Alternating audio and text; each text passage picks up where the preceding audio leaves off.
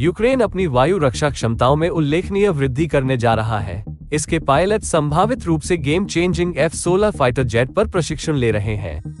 America निर्मित विमान Ukraine के मौजूदा बेड़े की ताकत को बढ़ाने के लिए तैयार हैं, जिसमें मुख्य रूप से सोवियत युग के मिग और सुखोई विमान शामिल हैं, जिनका उपयोग रूसी सेना के साथ 23 महीने के संघर्ष के दौरान किया गया है।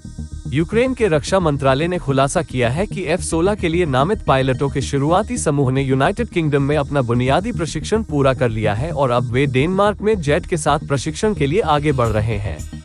पिछले हफ्ते नीदरलैंड ने यूक्रेन को 18 F-16 लड़ाकू जेट प्रदान करने की घोषणा की। ये प्रतिबद्धता ऐसे समय में की गई जब कीव कई मोर्चों पर चुनौतियों का सामना कर रहा है। यूक्रेनी पायलट प्रशिक्षण पूरा होने पर डेनमार्क और नीदरलैंड से मंजूरी मिलने के बाद संयुक्त राज्य अमेरिका अगस्त में यूक्रेन को कुल 61 जेट की आपूर्ति करने पर सहमत हुआ।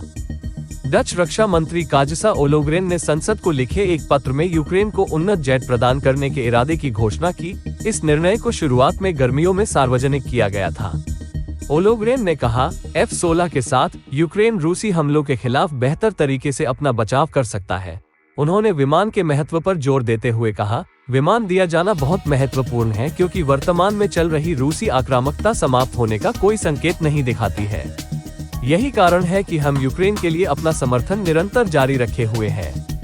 यूक्रेन द्वारा F-16 का अधिग्रहण इस मई तक अनिश्चित था। फिर यूक्रेनी राष्ट्रपति वोलोडिमिर ज़ेलेंस्की के बार-बार अनुरोध के बाद अमेरिकी राष्ट्रपति जो बिडेन ने नाटो सहयोगियों को जेट की आपूर्ति के लिए अधिकृत किया। नीदरलैंड, डेनमार्क, नॉर्वे और बेल्जियम जैसे देश यूक्रेन को F-16 प्रदान करने पर सहमत हुए हैं। नीदरलैंड 42 जेट में से 18 का प्रारंभिक बैच भेजने की योजना बना रहा है। हालांकि रूसी राष्ट्रपति व्लादिमीर पुतिन ने संघर्ष पर जेट विमानों के प्रभाव को नकारा है और जोर देकर कहा है कि F-16 से युद्ध लंबा खिंच जाएगा, जिसका नुकसान यूक्रेनी जनता को होगा। जियोपॉलिटिक्स में क्या चल रहा है जानने के लिए हमारे चैनल को सब्सक्राइब कर ले ताकि कोई अपडेट आपसे मिस न हो।